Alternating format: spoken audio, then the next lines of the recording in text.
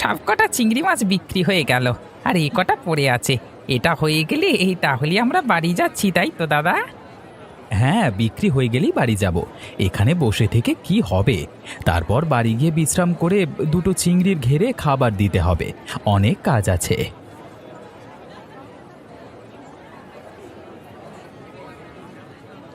পলাশ দাদা, তোমার কাছে আর চিংড়ি মাছ পড়ে আছে? তোমার কাছে তো সব তাড়াতাড়ি বিক্রি হয়ে যায়, আর আজকে তো আমার আসতে দেরি হয়ে গেল। হ্যাঁ হ্যাঁ, অল্প কিছু চিংড়ি মাছ পড়ে আছে, তাহলে সবগুলো তোমাকে দিয়ে দেবো। এই তোমাদের কাছে অল্প কিছু মানে অনেক। আগে বলো কত পড়ে আছে। বেশি পড়ে নেই দারোগাবাবু, ওই 500 গ্রাম মতো হবে। আপনি তো এমনিতেই 500 গ্রাম নেন, আপনার সবগুলোই লাগবে। ও, মোটে 500 গ্রাম? তাহলে সবগুলো দিয়ে দাও। এর থেকে কম নিয়ে গেলে গিন্নি আবার ঝ্যাঁটা মেরে দাঁড়াবে। হ্যাঁ, আমি এক্ষুনি দিয়ে দিচ্ছি। তাহলে বউকে সকলেই ভয় পায়, বলুন দারোগা বাবু? আপনি পুলিশ হয়েও নিজের বউকে ভয় পাচ্ছেন, তাহলে তো আমরা কোথাকার কে? সত্যি যা বলেছ। পুলিশ আমি বাইরে, বাড়ির ভেতরে যেন আমি জেল খাটা আসামি। আর কিছু করতে গেলেও গিন্নিকে জিজ্ঞেস করে করতে হবে। ইয়ে, দারোগাবাবু, এই নিন আপনার চিংড়ি মাছ। আপনি আপনি 50 টাকা দিন। না না, 50 টাকা হবে না, আমি 40 টাকা দেব। কারণ আমি প্রত্যেক দিন 40 টাকার মাছ নিয়ে যাই। আজকে 10 টাকা বেশি নিয়ে গেলে খরচ বেড়ে যাবে। আপনার সাথে কি আর দরদাম করব বলুন? আপনি 40 টাকাই দিন, আপনি আমাদের রোজকার খদ্দের। এই নাও পলাশ দাদা, তোমার 40 টাকা। যাই হোক আর নাই হোক, তোমার চিংড়ি মাছের স্বাদই আলাদা। আরে রফিকুল, যে শহর থেকে কবে গ্রামে ফিরলি রে?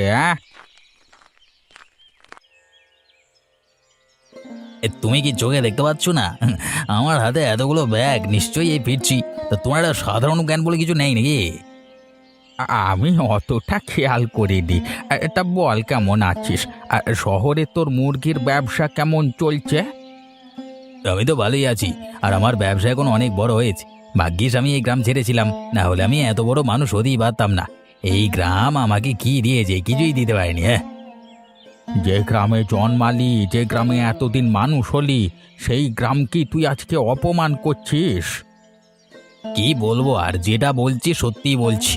এই যেমন তুমি আজকে এখানে বসে আছো, বয়স হয়ে গেছে, চাষবাস করতে পারছো না, কিন্তু আমার বয়স হলেও আমার ব্যবসা থেকে আমি ইনকাম করতে পারবো, ঠিক আছে? দেখ, তুই ব্যবসা করিস বলে আমাদের গ্রামকে এবং আমাকে এইভাবে অপমান করতে পারিস না। টাকা হচ্ছে সব মোহ মায়া। খালি হাতে এসেছি, খালি হাতেই যেতে হবে। এসব ফালতু কথা আমাকে বলো না তো। এসব কথা বলবার জন্য তুমি আমাকে ডাকলে? হ্যাঁ, আমি গ্রামে এসেছি কটা জমি আছে বিক্রি করতে, না হলে এবার একবারও ফিরে তাকাতাম না। যত সব ইয়ে করছে। ও হ্যাঁ, তোর বাপের 10 বিঘা জমি ছিল, তাই এই গ্রামে এসেছিস। সত্যি, টাকার জন্য নিজের মাতৃভূমিকে ভুলে যাচ্ছিস। কিরকম মানুষ হলি রে? শুধু শুধু আমি তোমার সাথে মুখ লাগাচ্ছি কেন? আমার সময় নষ্ট।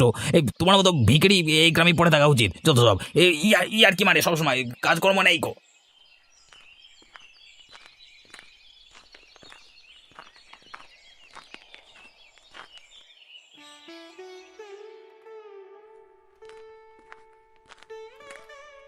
কি ইমরান, কি করছো? এই তো স্যার, ফাইলগুলোকে দেখছিলাম একবার। আপনি আসতে দেরি করছেন দেখে আমি একবার করে মিলিয়ে নিচ্ছিলাম। তা স্যার, আপনার আসতে এত দেরি হলো কেন, আমি কি জানতে পারি? আরে কি আর বলবো, গিন্নির সাথে ঝগড়া লেগে গেছিল। বলছে না কি আজকে অফিস যেতে হবে না, ঘুরতে যাব, তাই নিয়ে তুমুল অশান্তি। ঠিক এই কারণটার জন্যই আমি আজকে বিয়ে করিনি। বিয়ে করলেই ঝামেলা বাড়বে, তার থেকে কি দরকার বাবা। সত্যি বাবা, তুমি পারো বটে। এই ঝামেলার জন্য তুমি এখনো বিয়ে করোনি? তা নয় তো কি, বিয়ে করলে 1 বছর হয়তো সুখে শান্তিতে কাটবে, তারপর বাকি জীবনটা আমি ঝামেলা করে কাটাবো নাকি? বউ সব সময় আমার পেছনে খ্যাচখ্যাচ খ্যাচখ্যাচ করবে, ওটা আমার দ্বারা সহ্য করা সম্ভব নয়। এ আস্ত ঝামেলা। সত্যি তুমি মাঝে মাঝে এমন কথা বলো, না হেসে থাকাই যায় না। তুমি একটা মানুষ আছো বটে, তোমার কথা শুনে বেশ ভালোই লাগে। এই জানো, আমার মন মেজাজটা একটু খারাপ হয়ে গেছিল, তোমার কথা শুনে সবকিছু নিমেষে উধাও হয়ে গেল। স্যার অনেক হাসাহাসি হয়ে গেছে, এবার কাজ করতে হবে স্যার। এই ফাইলগুলো একটু দেখে নেবেন, আমি অর্ধেক কটা দেখে নিয়েছি। হ্যাঁ হ্যাঁ, এবার কাজ করতে হবে, অনেক মজা করলাম। ওই শহরের ভেজাল মাছের কেসের ফাইলটা আমাকে এনে দেবে তো। অনেক তথ্য পেয়েছি, ওর সাথে মিলিয়ে দেখতে হবে, যদি ঠিকঠাক খবর হয় তাহলে আজকে গিয়ে সব বন্ধ করব। আচ্ছা আপনি বসুন, আমি আপনাকে একটু খুঁজে নিয়ে তারপর দিয়ে আসছি। হ্যাঁ,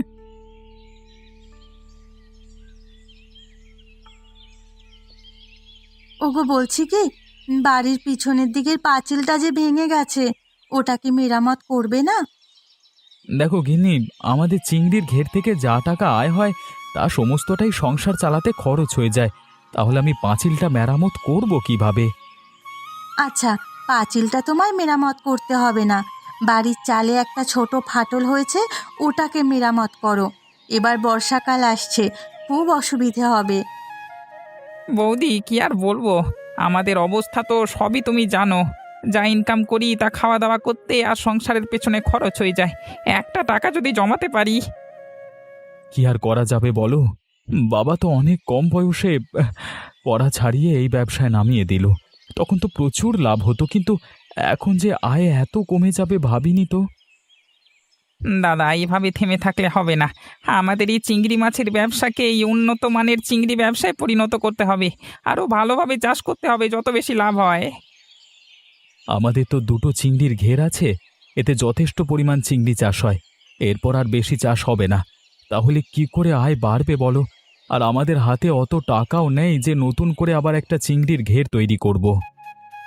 সেটাও তো ঠিক কথাই বলেছ, জানি না কি হবে। তাহলে শহরের ব্যবসায়ীরা এত লাভবান হয় কিভাবে? শুনেছি তো ওদের নাকি একটা করে চিংড়ির ঘের, সেখানে আমাদের তো দুটো আছে। কি জানি, আমি তো অত কিছু জানি না রে। তবে পরিস্থিতি খুব খারাপ, পরবর্তী সময় কিভাবে চলবো সেটাই ভাবছি। আচ্ছা বৌদি, মাধব কোথায়? ওকে তো দেখতে পাচ্ছি না, খাওয়া দাওয়া করেছে তো? না না, মাধবী স্নান করতে গেছে, ও এলে একসাথে দুজনে খাবো, তোমরা খেয়ে নাও। এভাবে ব্যবসা চলতে থাকলে কি করে যে কি হবে? এখন আমরা না হয় দুজন আছি, পরে যখন আমাদের বাচ্চা কাচ্চা হবে তখন তার খরচ বাড়বে, সেই খরচ চালাবো কি করে? জগাই, আরে ও জগাই, কেমন আছিস? অনেকদিন পর দেখা। আরে রফিকুল, তুই কবে গ্রামে ফিরলি রে? কেমন আছিস আগে বল। হ্যাঁ আমি ভালো আছি, আজকে সকালেই ফিরলাম। তা তুই কেমন আছিস বল, তোদের ব্যবসা কেমন চলছে? 5 বছর আগে যখন শহরে গেছিলাম তখন তো চিংড়ির ঘের থেকে বেশ ভালো উপার্জন করতিস। কি আর বলবো, চলছে ওই কোনো রকমে। আগের মতো আর ব্যবসা হয় না, মানে যত দিন যাচ্ছে খরচা বাড়ছে কিন্তু আয়ও বাড়ছে না। মানে ওই দুটো চিংড়ির ঘের থেকে আগেও যা উপার্জন হতো এখনো তাই হচ্ছে, ওই টাকায় কি আর সংসার চলে বল? কেন, তোরা আরো বেশি বেশি করে চাষ কর না। আরে তাহলেই তো সমস্যার সমাধান হয়ে যায়। আমি যেমন শহরে আগে কম কম মুরগি চাষ করতাম, কিন্তু এখন বহু পরিমাণে মুরগি চাষ করি, ঠিক আছে? কিন্তু বেশি চিংড়ি মাছ চাষ করলে তো মারা যাবে। ওই ছোট জায়গায় হয় নাকি বেশি পরিমাণ? যথেষ্ট পরিমাণ তো রাখতে হবে। জগাই, তোকে আমি এই ওষুধটা দিচ্ছি। এটা হচ্ছে চিংড়ি মাছ বড় করবার ওষুধ। এই ওষুধ প্রয়োগ করে আমি ছোট ছোট মুরগি বড় করি, ওই করেই অনেক লাভ হয়। তুইও ছোট ছোট চিংড়ি মাছের উপর প্রয়োগ কর, বড় হবে চিংড়ি মাছগুলো, তখন বিক্রি করবি, আবার চাষ করবি, আবার বিক্রি করবি, প্রচুর লাভ। কিন্তু এই ওষুধ ব্যবহার করলে মানুষের তো ক্ষতি হবে। তুই তাহলে ব্যবসার এখনো কিছুই জানিস না? ওরে মানুষের ক্ষতি হবে তো তোর কি? হ্যাঁ, তুই তোর টাকা দেখবি, তুই যাতে বাঁচতে পারিস সেরকম ব্যবসা তুই করতে হবে নাকি? হ্যাঁ হ্যাঁ, তুই ঠিক বলেছিস। সবার কথা ভেবে আমার কি লাভ যদি আমি খেতে না পাই? তোকে অসংখ্য ধন্যবাদ রে এই ওষুধটা দেওয়ার জন্য। এবার আমরাও বড় লোক হব। আচ্ছা ভাই, তুই কোথায় যাচ্ছিলিস? যা, আমার একটু কাজ আছে, পরে কথা বলবো।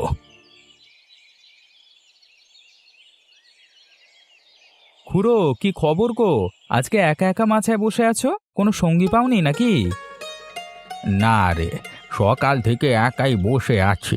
এই উঠে চলি যেতাম, তুই এলি, তোর সাথে একটু গল্প করি তারপর যাব। ও আচ্ছা, তাহলে বলো আজকের খবর। আজকে টিভিতে দেখলাম একটা ভালো খবর।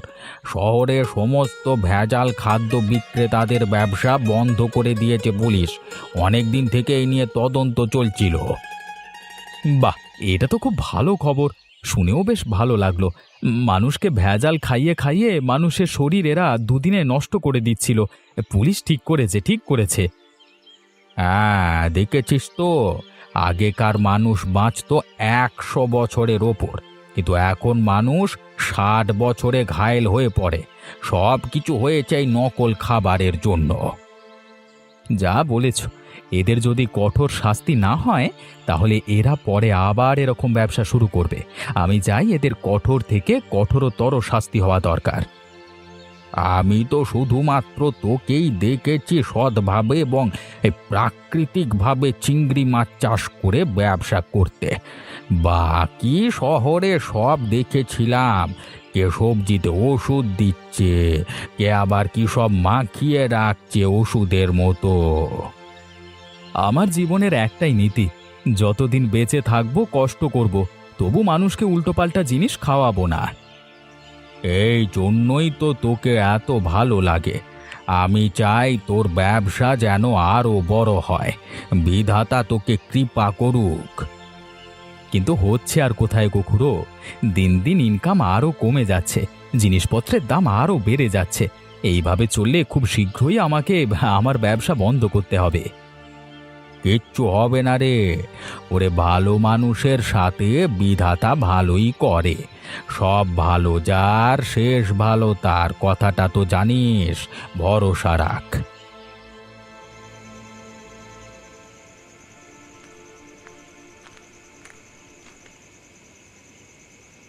গিন্নি, গিন্নি, আরে বড় লোক হওয়ার উপায় পেয়ে গেছি গিন্নি, আর আমাদের কোনো দুঃখ কষ্ট থাকবে না। কি হলো গো, তুমি এরকম ভাবে নাচছো কেন? তোমাকে দেখে যে আমার বড় হাসি পাচ্ছে। এই দেখো ওষুধ, এই ওষুধের সাহায্যে আমরা বড় লোক হব। এই সবাইদের মতো আমাদেরও অনেক বড় বাড়ি হবে, অনেক টাকা হবে। কিন্তু এটা কিসের ওষুধ, আর এটা দিয়ে কিভাবে বড়লোক হব? আর তোমাকে এই ওষুধটা দিলই বা কে? দাঁড়াও দাঁড়াও, এক এক করে সব কিছু বলবো, দাঁড়াও না। এই ওষুধটা আমাকে রফিকুল দিয়েছে। ও তো শহরে মুরগির ব্যবসা করে। তো এই ওষুধটা প্রয়োগ করি রে, এই ছোট্ট মুরগি একদিনই বড় হয়ে যায়। তারপর তো লাভে লাভ। এরপর আমিও এটা প্রয়োগ করব। আর আগে দাদাকে রাজি করাতে হবে। দাদা এতে রাজি হবে না, কারণ মানুষের শরীরে ক্ষতি হবে। যদি রাজি না হয় তাহলে কি করবে? কি আর করবো, তাহলে ওষুধটা ব্যবহার করলে হবে না, আমাদের বড় লোক হওয়ার হবে না। তোমার মাথায় না কিচ্ছু বুদ্ধি শুদ্ধি নেই। তুমি যখন জানো এটা করলে বড়লোক হয়ে যাবে, তাহলে ব্যবহার করবে না। আর তোমার দাদা যদি রাজি না হয় তাহলে বলবে একটা চিংড়ির ঘর আমাকে দিয়ে দিতে।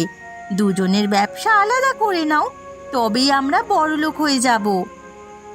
হ্যাঁ গো গিন্নি, হ্যাঁ তুমি ঠিক কথাই বলেছ। আরে এটা তো আমি ভেবে দেখিনি।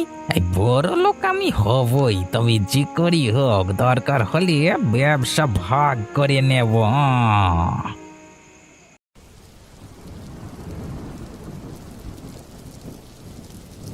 দাদা, এই তোমাকে একটা কথা বলবার ছিল। হ্যাঁ, কি বলবি বল না, আমি তো খাচ্ছি, খেতে খেতে শুনবো, কি আছে বল। আমি একটা ওষুধ পেয়েছি দাদা, সেই ওষুধ প্রয়োগ করলে একদিনের মাথায় আমাদের চিংড়ি মাছ বড় বড় হয়ে যাবে। সেটা আমরা আমাদের চিংড়ির ঘেরে ব্যবহার করলে অনেক পরিমাণে লাভ হবে। কি সব কথা বলছিস তুই? আগে বল, এই ওষুধ ব্যবহার করলে মানুষের শরীরের ক্ষতি হবে কিনা?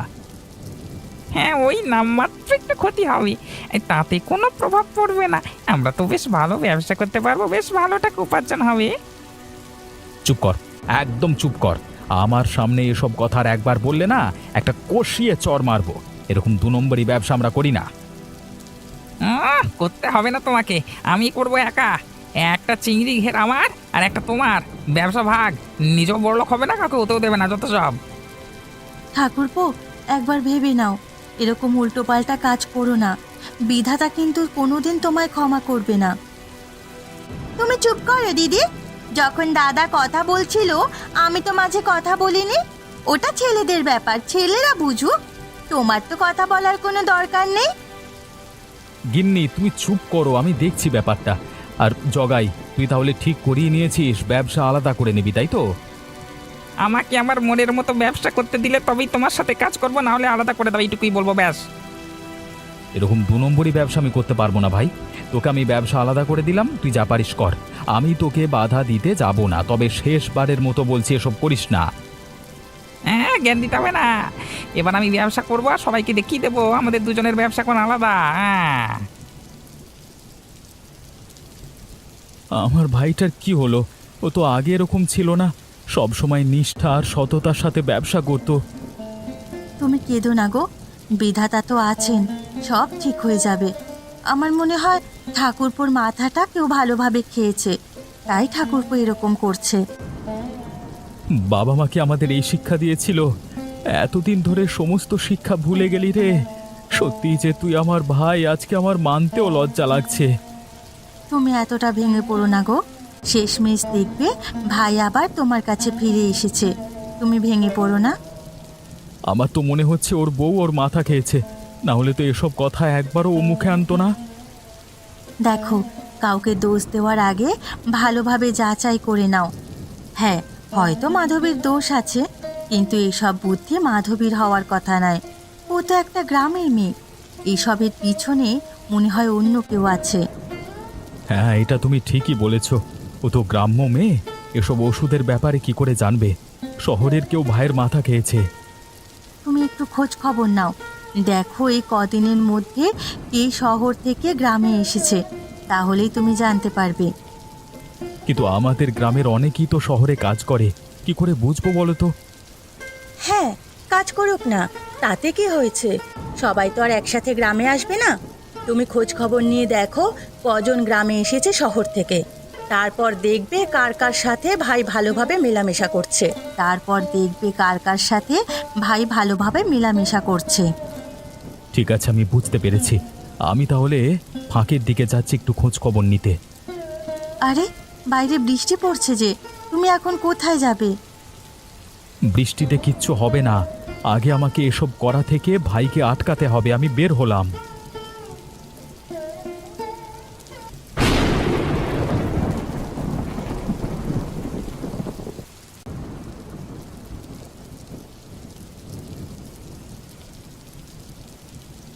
খুড়ো, তোমার সাথে কিছু কথা আছে গো, বড্ড বিপদে পড়েছি।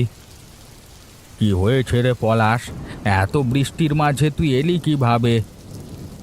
ওসব পরে বলবো আমি। আমার ভাইটার মাথা খারাপ হয়ে গেছে, ও ওষুধ দিয়ে চিংড়ি মাছগুলো বড় করতে চাইছে। এটা থেকে আমাদের আটকাতে হবে। কেন, তুই বারণ করিসনি? অনেক বারণ করেছি গো, বারণ করলে বলেছে ব্যবসা আলাদা করে দিতে। আমি রেগে গিয়ে তাই বলে দিয়েছি ব্যবসা আলাদা, 2টো চিংড়ির ঘেরের মধ্যে একটা ওর একটা আমার। কিন্তু এইভাবে তো আর চলতে দেওয়া যায় না। হ্যাঁ, এভাবে তো মানুষের শরীর খারাপ করে যাবে। আচ্ছা তুই বল, আমি তোর জন্য কি করতে পারি? তুমি আমাকে বলো, এই কদিনের মধ্যে শহর থেকে আমাদের গ্রামে কজন এসেছে? মানে কতজনের সাথে দেখা হয়েছে তোমার? আমার সাথে আজকে সকালবেলায় রফিকুলের দেখা হলো। আমাদের গ্রামকে আর আমাকে যাচ্ছে তাই ভাবে অপমান করলো, কিন্তু আমি কি বলবো বল? রফিকুল আমার ভাইয়ের বন্ধু, ওর সাথে আমার ভাই খুব ভালোভাবেই মেলামেশা করে। ওর শহরে মুরগির ব্যবসা আছে, তাই তো নিশ্চয়ই ও এই ওষুধ প্রয়োগ করে মুরগি বড় করে। তার মানে নাটের গুরু হচ্ছে ওই রফিকুল। রফিকুল কি তোর ভাইকে কিছু বুঝিয়েছে নাকি? হ্যাঁ, এই কাজ ওর ছাড়া কারো হতে পারে না। আমি প্রথম ঠিক ধরেছি, কিন্তু কোনো প্রমাণ নেই, কিছু বলতেও পারবো না। আচ্ছা খুড়ো, আমি এলাম, পরে কথা বলবো। যা জানবার ছিল জানা হয়ে গেছে। বৃষ্টির মধ্যে যাসনি রে এভাবে, বাইরে বাজ পড়ছে তো।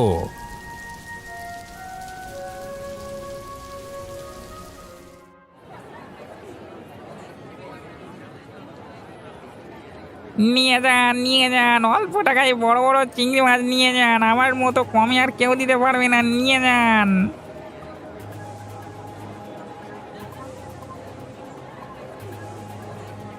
খুব তো প্রচার করছিস, চিংড়ি মাছ কত করে দিচ্ছিস?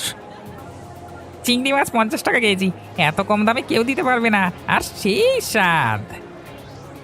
কিন্তু চিংড়ি মাছগুলোর ওপরে আস্তরণ পড়ে আছে কেন?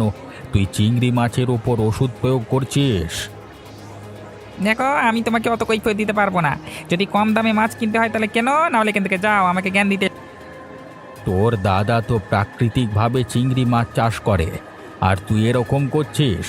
সত্যি মানে কোনো শিক্ষা নেই।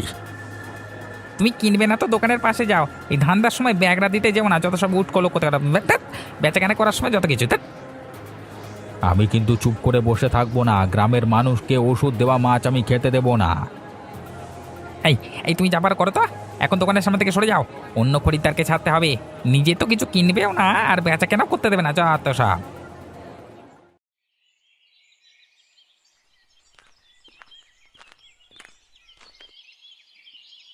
দারোগা বাবু, আমাদের গ্রামে ভেজাল জিনিস বিক্রি হচ্ছে যে। কে? আমাদের গ্রামে ভেজাল জিনিস কে বিক্রি করছে? কার এত বড় সাহস হলো আমি থাকতে ভেজাল জিনিস বিক্রি?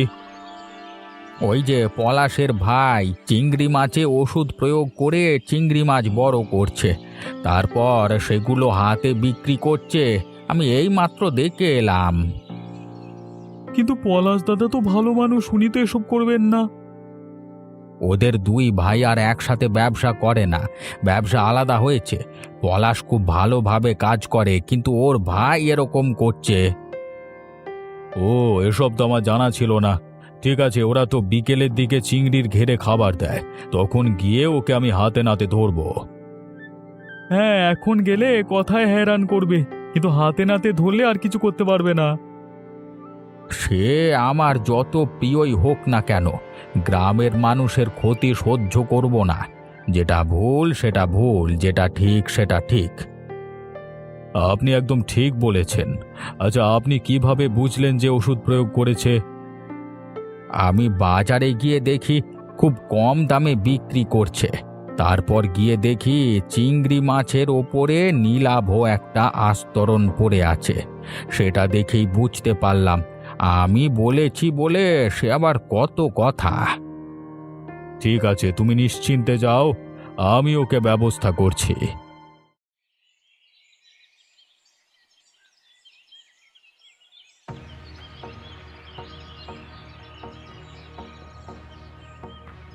ভাই, তুই কেন এমন করছিস?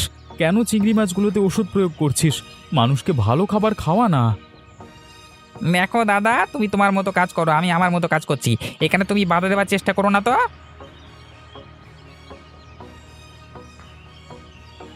বাধা তো আমি দেব রে। ওই ওষুধ প্রয়োগ করে চিংড়ি মাছ বড় করা আমি বের করছি।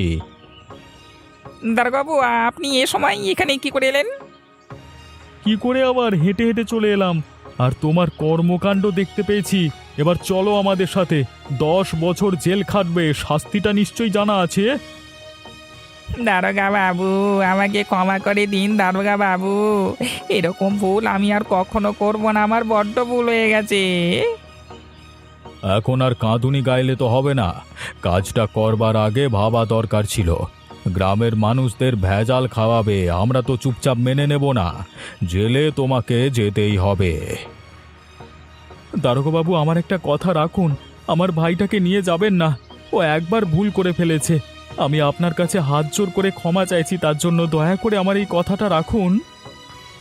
ঠিক আছে পলাশ দাদা, তুমি খুব ভালো মানুষ, কোনোদিন ভেজাল জিনিস বিক্রি করনি, তাই জন্য তোমার কথা শুনছি। তোমার ভাইকে বুঝিয়ে দিও। আমি আপনাদের কথা দিচ্ছি, আর এরকম কাজও কোনোদিন করবে না। এই জগাই, তুই দারোগাবাবুর কাছে ক্ষমা চা। না না, তার কোনো দরকার নেই, কিন্তু আর যদি এরকম খবর আমি পাই, তাহলে আমার হাত থেকে তোকে কেউ বাঁচাতে পারবে না, বলে দিচ্ছি। তোর দাদা এত ভালো মানুষ, আর তুই এসব কাজ করছিস। তোর দাদার সম্মান মাটিতে মিশিয়ে দিবি। ছি! দাদা, আমাকে ক্ষমা করে দাও, তোমার সাথে অনেক খারাপ ব্যবহার করেছি গো দাদা। আবার আমরা সব কিছু একসাথে করব, আবার আমরা এক হয়ে যাব। এই তুই কি করছিস? ওট ওট ওট ওট। নিজের ভুলটা বুঝতে পেরে শুধরে নিয়েছি, সেটাই অনেক। আমি আর কিচ্ছু চাই না। দারোগাবু, আপনাদের অসংখ্য ধন্যবাদ আমার কথা শোনবার জন্য। পলাশ দাদা, তোমার মতো ভালো মানুষ হয় না। সত্যি এখনকার দিনেও তোমার মতো মানুষ আছে এটা ভেবেই খুশি হয়